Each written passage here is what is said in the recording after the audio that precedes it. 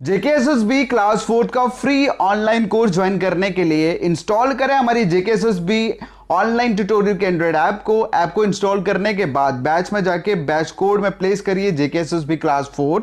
उसके बाद आपको बैच में ऐड कर दिया जाएगा और यहां आपको डेली बेसिस पे एक लेक्चर प्रोवाइड किया जाएगा। अगर आप जेकेएसएसबी क्लास 4 का सिलेबस एक मंथ में कंप्लीट करना चाहते हैं तो ज्वाइन करिए हमारा paid course for JKSSB class 4 exam, जिसमें आपको डेली बेसिस पे 2 से 3 लेक्चर्स प्रोवाइड किए जाएंगे with notes and online test. Joining के लिए आपको इंस्टॉल करना है हमारा JKSSB online tutorial Android app को, जिसको इंस्टॉलेशन का लिंक वीडियो की डिस्क्रिप्शन में दिया हुआ है। अदरवाइज आप प्ले स्टोर पे जाके भी इंस्टॉल कर सकते हैं। प्ले स्टोर पे सर्च करिए जेकेएसएसबी ऑनलाइन ट्यूटोरियल, तो ये हमारी ऐप का लोगो है। इंस्टॉल करने के बाद इस व्हाट्सएप नंबर पे मैसेज करें, आपको सारी डिटेल प्रोवाइड कर दी जाएगी। Thank you. Hey guys, one second, welcome back. एक बार मैं फिर से आपके साथ हूँ। तो इस वीडियो में डिस्कस करेंगे मॉडर्न हिस्ट्री का पार्ट नंबर 3। इसमें हम करेंगे वाइसराइज के बारे में थोड़ा बहुत जानकारी लेंगे कि कौन कौन वाइसराय आए, उन्होंने यहाँ पर क्या क्या किया, उनके बारे में जानेंगे। ठीक है, तो गाइस सबसे पहले वाइसराय यहाँ पर आते हैं लॉर्ड कैनिंग। ठीक है, जो लास्ट गवर्नर जनरल होते हैं और पहले वाइसराय होते हैं, आपको याद रखना है।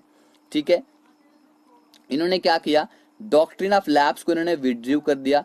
जो किसने किया था स्टार्ट? लॉर्ड डलहौजी ने इसको स्टार्ट किया था। और इनके ही टाइम में क्या होता है, रिवॉल्ट ऑफ 1857 होता है।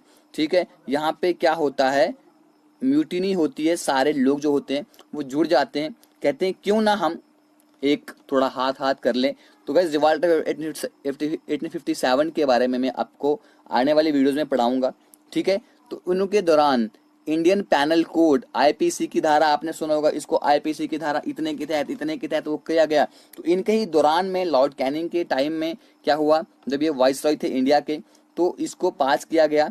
ठीक है, इसके बाद इन्होंने 1858 का एक्ट भी यहाँ पर पास किया, जिसने यहाँ पर ईस्ट इंडिया कंपनी का रूल खत्म कर दिया। तो गाइस जब हमारा चार्टर एक्ट यानी कि गवर्नमेंट ऑफ इंडिया एक्ट 1858 जब हमारा क्या होता है यहाँ पे लागू होता है, इसके दौरान क्या होता है, बहुत सारी चेंजिंग्स यहाँ पे, रिवर ऑफ चेंजिंग्स यहाँ पे करी जाती हैं।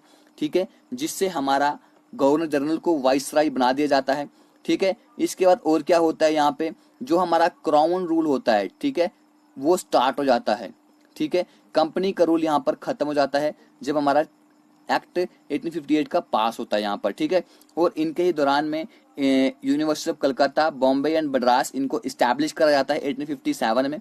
ये भी आपको याद रखना है। इसके बाद अगला वाला जो हमारा वाइसराय आते हैं वो आते हैं गाइस हमारे सामने लॉर्ड एल्गिन, 1862 में आते हैं। तो इनके दौरान वहाबी मूवमेंट यहाँ पर शुरू होती है। ठीक है, इसके बाद लॉर्ड जॉन लॉरेंस आते हैं हमारे यहाँ पर। इन्होंने यहाँ पर हाई कोर्ट्स की यहाँ पर बुनियाद डाली, कलकत्ता में, बॉम्बे में और मद्रास में। कब? 1865 में। ठीक है, और इन्होंने टेलीग्राफिक कम्युनिकेशन को शुरू किया यूरोप के साथ। और इन्होंने इंडियन फॉरेस्ट डिपार्टमेंट, एक इंपॉर्टेंट पॉइंट यहाँ पे इसको नोट कर दीजिएगा कि इंडियन फॉरेस्ट डिपार्टमेंट किसने बनाया था गाइस? लॉर्ड जॉन लॉरेंस ने इसको यहाँ पर क्रिएट करा था। ठीक है, और टेलीग्राफिक कम्युनिकेशन को यूरोप के साथ इन्होंने ओपन किया था, शुरू किया था। ठीक है, इसके बाद लॉर्ड मायो, इनका भी बहुत इंपॉर्टेंट यहाँ पे रोल रहा है। ठीक है, इन्होंने स्टैटिस्टिकल सर्वे ऑफ इंडिया को पहली बार इंडियन हिस्ट्री में, ठीक है, यहाँ पे ऑर्गेनाइज किया था। ठीक है, और सेंसस यहाँ पे हुआ था 1871 में, 1871 में यहाँ पे पहला सेंसस हुआ था।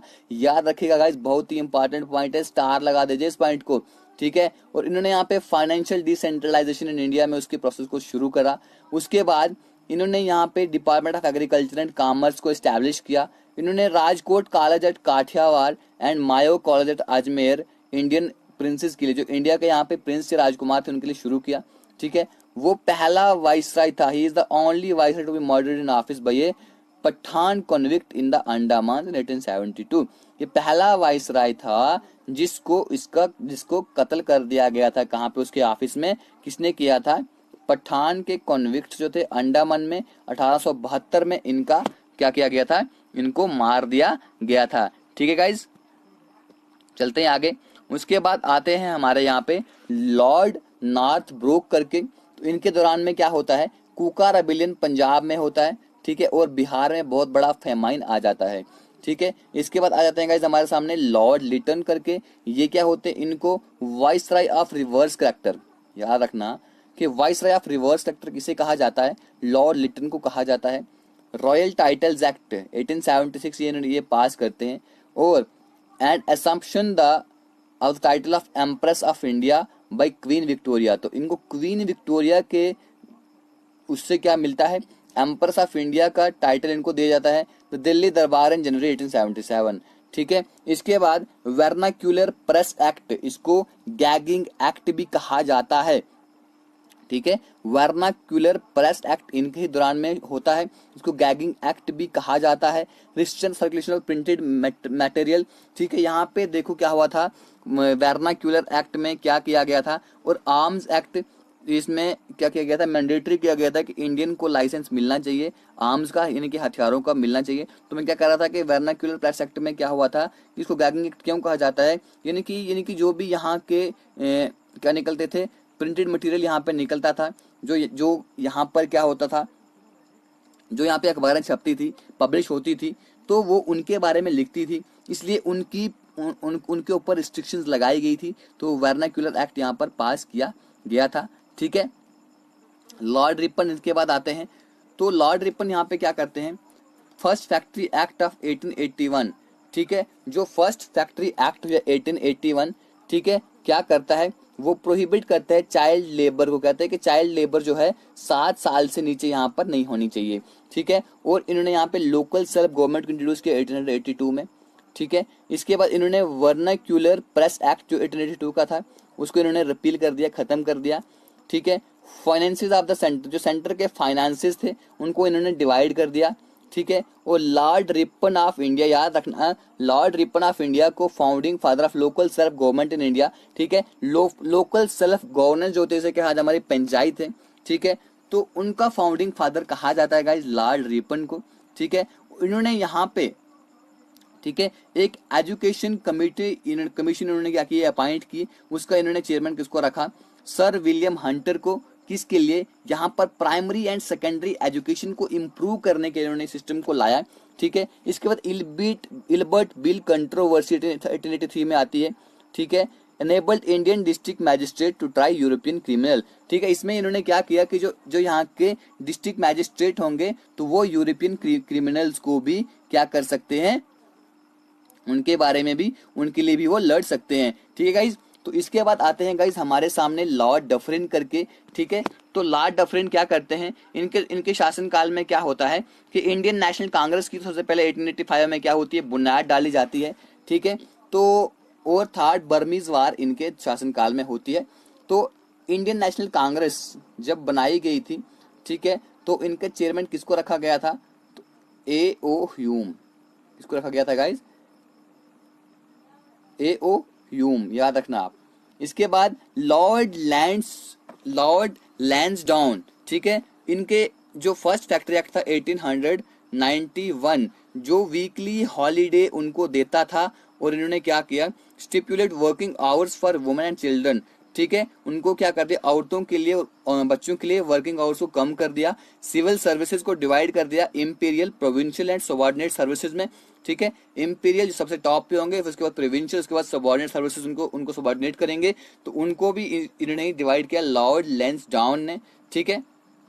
उसके बाद आता है गाइज हमारा Indian councils act of 1892, Durand commission, ठीक है। जो दुरांत कमीशन यानी कि इंडिया की और अफगानिस्तान के बीच में जो लाइन है, ठीक है, इन्होंने दुरांत लाइन को यहाँ पे ब्रिटिश इंडिया का अफगानिस्तान के बीच में किया, जो आज जो है पाकिस्तान के बीच में और अफगानिस्तान के बीच में है, ठीक है। दुरांत लाइन पहले क्या थी, जो ब्रिटिश इंडिया था, ठीक है, क्योंकि पहले पाकिस्तान भी तो इंडिया के अंडर था, तो पाकिस्तान भी इंडिया के साथ था, तो ब्रिटिश इंडिया पूरा हो गया वो पाकिस्तान को मिला के। तो गाइस जो लाइन थी ब्रिटिश इंडिया की और अफगानिस्तान की, उसको कहते थे पहले डूरांट लाइन, ठीक है। तो इंडियन काउंसिल एक्ट ऑफ 1892 के अंदर यही हुई थी, दुरांत कमीशन यहाँ पे एक बनाया गया था, ठीक है। तो आज जो है ये पाकिस्तान और अफगानिस्तान के बीच में एक लाइन है। एक और कंसेप्ट यहाँ पे आपका, एक और चीज आपने सीख ली, लॉर्ड एल्गिन सेकंड 1894 से 1999 तक इनका शासन रहता है। तो इनमें क्या होता है कि साउथ में अपराइजिंग हो जाती है, साउथ वाले लोग जो होते हैं वो भी जाग जाते हैं, कहते हैं कि भाई हम क्यों किसी से पीछे रहे। और इनके दुशासन काल में क्या आता है 1896 का ग्रेट फेमाइन यहाँ पर आता है, बहुत ही बड़ा अकाल आता है।